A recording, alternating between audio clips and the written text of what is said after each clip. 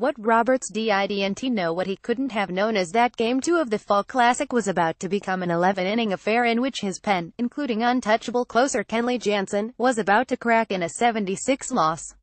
As a result, the World Series presented by YouTube TV is tied up at 1 win apiece as it heads to Houston, and for the first time all month, the Dodgers bullpen and the utilization of that pen is under scrutiny. GM date, airtime, game time, matchup results, TV video, the 1st of October 24, Lad 3, How 1, watch the 2nd of October 25, How 7, Lad 6, 11, watch the 3rd of October 27, 7:30 p.m. 8 p.m. Lad vs. How Fox, the 4th of October 28, 7:30 p.m. 8 p.m. Lad vs. How Fox, the 5th of October 29, 8 p.m. Lad vs. How Fox, the 6th of October 31, 7:30 p.m. 8 p.m. How vs. Lad Fox, 7 November 1, 7:30 p.m. 8 p.m. How vs. Lad Fox, dress for the World Series, get Dodgers postseason gear. Here's the thing about Roberts' moves Wednesday night, they darn near worked. There is an alternate reality in which Jansen performs as he typically does, and Roberts is being lauded as a savant right now. As it stands in real life, Roberts was left to explain why he yanked Hill when he did, causing the bullpen to ultimately be stretched thin. The left-handed Hill, who had allowed a run on 3 hits with 3 walks and 7 strikeouts, was pulled with the top of the Astros lineup. Notably, 5 consecutive right-hand hitters due up. There was a chance Hill would go longer, Roberts said.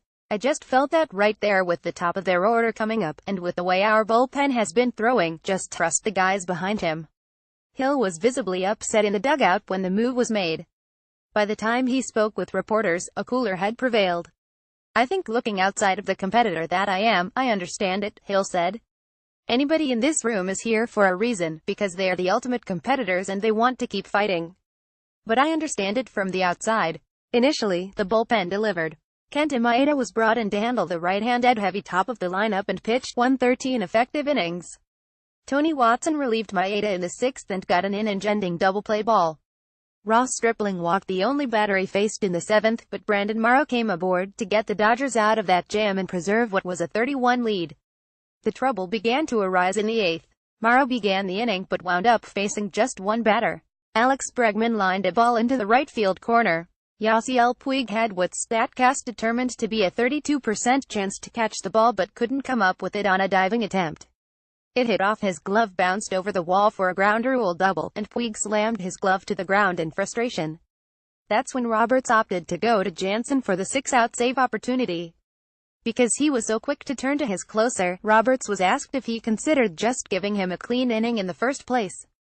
I thought about it, Roberts said. But I just felt that where Morrow's pitch count was at right there, and we had him being able to go 1+. So I just felt that Bregman had a really good at-bat against Kenley last night, and I felt if Brandon can get Bregman, then I was going to go to Kenley then. Jansen got Jose Altuve to ground out, but Carlos Correa's ground ball single up the middle brought Bregman home. That snapped the Dodgers bullpen's incredible streak of 28 innings without a run allowed. We didnt come to LA thinking we couldn't beat them, Astros manager A.J. Hinch said. We obviously proved we can put some good at-bats together against good pitching. They've had the best bullpen in baseball this postseason, and much of the season. We know it's a challenge any time those guys are getting in there when they get the lead. The Dodgers still had a 32 lead at that point, and a Jansen save still seemed like a formality. But the moment Game 2 really began to morph from a nice, reasonably tidy ball game to an all-time classic commotion was when Marvin Gonzalez opened the 9th with a home run over the left center field wall.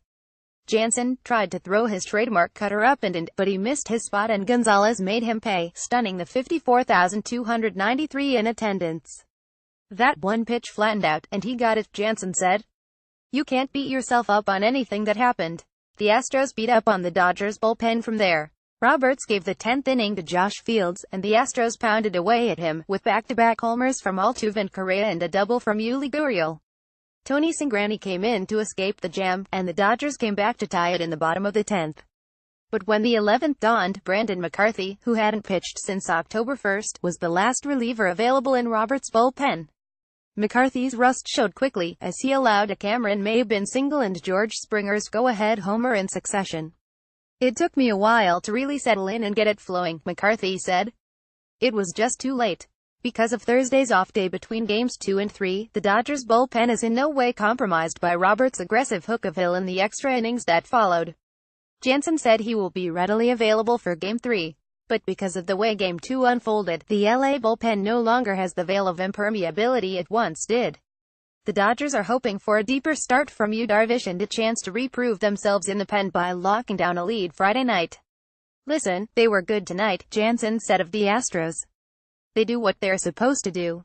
We're going to try to do it again in Game 3. Anthony Castrovince has been a reporter for MLB.com since 2004. Read his columns and follow him on Twitter at @Castrovince. This story was not subject to the approval of Major League Baseball or its clubs.